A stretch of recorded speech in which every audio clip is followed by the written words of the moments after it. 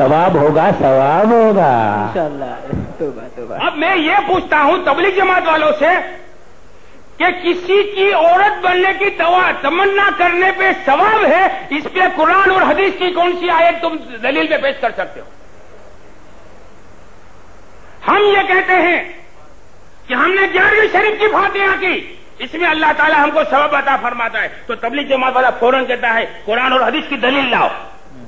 तो हम ये कहते हैं कि थानवी की बीवी बनने की तमन्ना पे सवाब है 2 मर्तबा कहा। इसके लिए क्या आपके पास कुरान की कोई आयत या हदीस आप पेश कर सकते हैं दलील में? जब अपना मामला आता है तो तौहीद को भूल जाते हैं, और जब नबी और वली का मामला आता है तो हमेशा तौहीद का झंडा बुलंद करते हैं। इनकी किताबों से इस वक्त ये गुंजाइश तो है ना, आज तो मुझे यही फरमाइश है कि आज इनकी किताबों में जितनी शेख्स की इबारतें हैं वो आपको छांट छांट के बताओ। अब हकीकत तो ये है कि अब कोई शख्स आकर 2-3 इबारतें पढ़ के सुनावे, क्योंकि अब की जो इबारत जो आ रही है इतनी सीरियस डेंजर है कि उसको पढ़ते हुए भी शर्म आती है।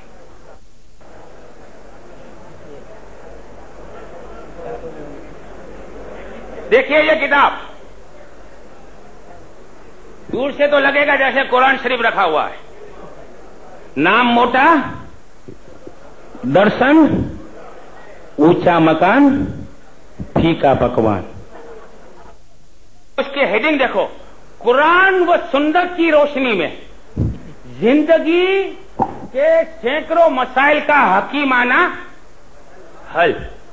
मलफूजाते हकीबुल उम्मत जिल चाहरुम किस्त चाहरुम अल इफादातिल योमिया मिनल इफादातिल कौमिया, मुसलसल तरतीब की किस्त नंबर 19, मुजद्दिद मिल्लत हजरत मौलाना शाह मोहम्मद अशरफ अली साहब थानवी कुद्दसा सिर्रहु बएहतमाम नसीम अहमद नासिर, इदारा फिक्र इस्लामी देवबंद यूपी।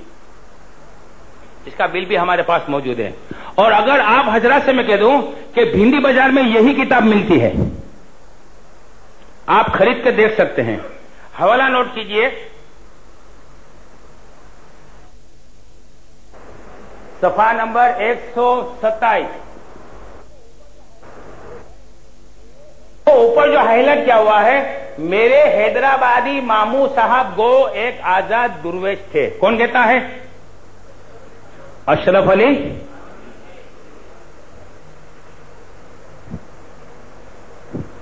अब पहले एक वाकया बयान किया, उसको जाने दो।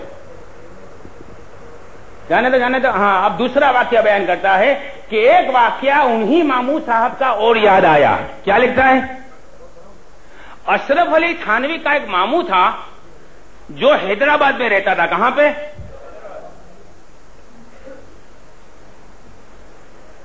तो अशरफ अली थानवी अपने उस हैदराबादी मामू का एक वाकया बयान करते हैं कि एक वाकया उन्हीं महमूद साहब का और याद आया। हैदराबाद से अव्वल बार कानपुर तशरीफ लाए तो चूंकि जहे बुने बहुत थे, उनकी बातों से लोग बहुत मुतासिर हुए। यानी कि जब हैदराबाद से पहली मर्तबा मेरा मामू कानपुर आया तो एकदम जलाल में था। क्या था? और उनकी बातें सुनकर लोग बहुत मुतासिर हुए। अब्दुल रहमान खान साहब मालिक मतबा निजामी भी उनको मिलने के लिए आए। निजामी प्रेस का मालिक अब्दुल रहमान साहब भी अशरफ अली थानवी के मामू को मिलने के लिए आया और उनके हकायक व मारिफ सुनकर बहुत मुतकिद हो गए। अर्ज किया कि हजरत वाज फरमाइए ताकि सब मुसलमान मुतनफ़े हों। तो जब अशरफ अली थानवी के मामू के पास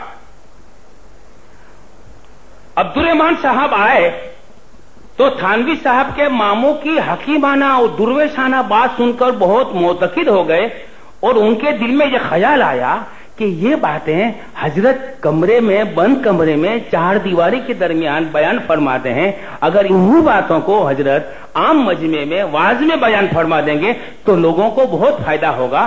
तो उन्होंने अर्ज किया कि हजरत वाज फरमाइए। मामू ने उसका जवाब अजीब आजादाना रिंदाना दिया, कहा कि खान साहब मैं और वाज सुलह का खुजा वो मन खराब खुजा। तो उन्होंने तवाजो की बिना पर कहा कि कहां सुधारने वाला और कहां बिगाड़ने वाला, मैं कहां से वाज करूंगा। फिर जब इसरार किया, लेकिन वो खान साहब अब्दुल रहमान खान साहब ने तो ठान लिया था कि आज तो कुछ भी हो जाए इनको रजामंद करके ही जाना है, इनका वाज पब्लिक में कराना ही है। तो कहा कि हाँ एक तरह से कह सकता हूं उसका इंतजाम कर दो। अब मैं आपको एक माफ करना थोड़ी हट के बात करता हूं। अब समझ लो कि बंबई में कोई मुकर्रिर आ गया और हमारे नसीर भाई को उनकी तकरीर पसंद आ गई। तो कल हजरत की ट्रेन से टिकट थी सुबह की गाड़ी से, और नासिर साहब पहुंचे तकरीर के बाद कि हजरत कल भी एक वाज कर दो। तो बोला नहीं नहीं मुझे तो कल जाना है, मेरी ट्रेन की टिकट भी बुक है, लेकिन ये अड़ गए नहीं हजरत वाज कराना है। तो कहे कि नहीं हाँ आप इंतजाम कर दो तो मैं रुक सकता हूं। तो इंतजाम क्या होगा कि बजाय ट्रेन के पीलेन से चले जाएंगे। आदमी यही सोचेगा ना कि भाई हजरत को हम एक वाज के लिए रोकते हैं तो बहुत बहुत तो ट्रेन के बजाय प्लेन की टिकट का इंतजाम करना पड़ेगा। तो खान साहब को तो वाज कराना था अब्दुल रहमान खान साहब को, तो तैयार हो गए। अब्दुल रहमान खान साहब बेचारे मतीन बुजुर्ग थे, समझे कि ऐसा तरीका क्या होगा कि जिसका इंतजाम न हो सके। तो उन्होंने थानवी के मामू को कहा कि हजरत हाँ ठीक है जो आप कहते हैं वो शर्त कबूल है, लेकिन कहिए तो सही वो शर्त क्या है। अब सुनो, देखो अब खास सुनना। बहुत इश्तियाक के साथ पूछा कि हजरत वो तरीका खास क्या है। मामू साहब बोले कि मैं बिल्कुल नंगा होकर बाजार में होकर निकलूं इस तरह से कि एक शख्स तो आगे से मेरा उजवे तनासुल को पकड़कर खींचे और दूसरा पीछे से उंगली करे और साथ में लड़कों की फौज हो और वो ये शोर मचाते जाएं भड़वा है भड़वा, भड़वा है भड़वा। उस वक्त में हकाई वो मारी बयान करूं कि क्योंकि ऐसी हालत में तो कोई गुमराह न होगा, लोग समझेंगे कि कोई मस्करा है। ये वाज करने की शर्त। नंगा होके निकले, एक आदमी आगे से खींचे, एक पीछे से उंगली डाले और साथ में लड़कों की फौज हो और ये शोर मचाए भड़वा है भड़वा, भड़वा है भड़वा। और ऐसी हालत में थानवी के मामू हकाई को बाहर बयान करेंगे, ये इनकी शर्त है।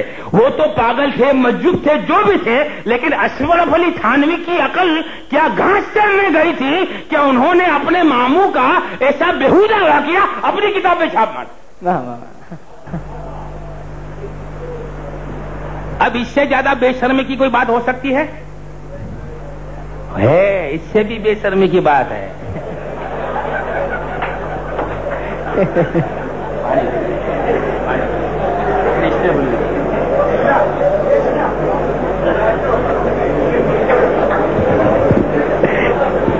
देखिए, अल्लाह और अल्लाह के रसूल के दुश्मनों को उनकी किताबों से खुला अवाम के सामने नंगा करना, ये आज हर सुन्नी मुसलमान का एक फरीजा है। तुमने हमारे आका की शान में गुस्ताखी की तो तुम्हारे पेट का तुम्हारे पेशवाओं ने अब हमारे आका सल्लल्लाहु अलैहि वसल्लम की शान में गुस्ताखी की।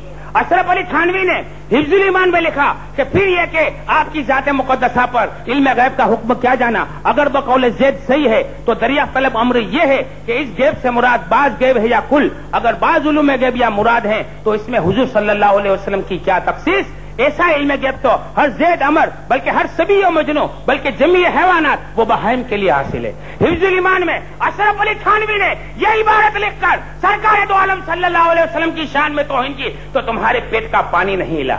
और जब हम तुम्हारे पेशवाओं की बातें तुम्हारी ही किताबों से, तुम्हारे ही अल्फाज से, तुम्हारी ही इबारतों से हम पेश करते हैं तो कहते हैं कि देखिए देखिए हमारे थानवी साहब के खिलाफ जहर उगलते हैं। दरूद शरीफ फरियाद वाला रसूलना मौलाना मुहम्मद बारिक वसल्लम सल्लल्लाहु अलैहि सलातम व सलाम अलैका या रसूल अल्लाह। अच्छा, एक इबारत ऐसी है, मैंने पहले इरादा किया था मैं वो बयान करूंगा, लेकिन यहां पे कुछ सफेद दाढ़ी वाले मेरे बुजुर्ग हजरात हैं, लिहाजा कुछ शर्म आती है। इबारत का महासल ये है کہ ان لوگوں نے عورت کی شرمگاہ پہ روٹی لگا لگا کے کھائی، لا حول ولا قوت اور کتاب میں لکھا کہ نہ تو نمکین لگی، نہ تو کھٹی لگی، نہ تو میٹھی لگی۔ عبارت ہے، کسی کو بھی دیکھنا ہو تو بعد میں آ کے دیکھ سکتا ہے، لیکن آپ کو ایک دوسری چٹکلے باز کی عبارت بتاتا ہوں۔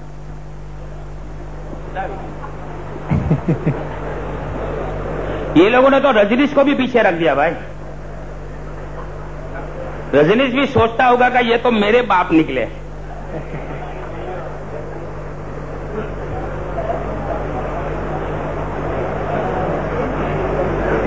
الافادات الیومیہ،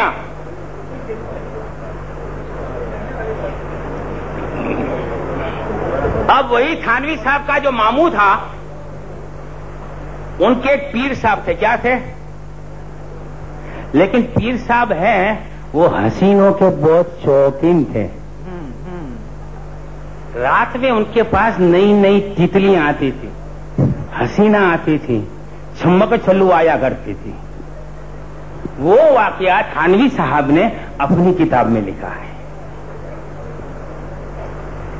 اب میں پہلے اس عبارت کو بیان کر دیتا ہوں، پھر اس کی تھوڑی وضاحت کروں گا۔ آپ بور تو نہیں ہوتے؟ انٹرسٹنگ میٹر ہے نا؟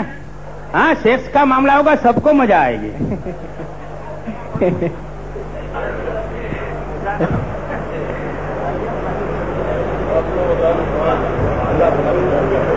ملفوظ نمبر 437۔ اشرف علی تھانوی سے ایک مولوی نے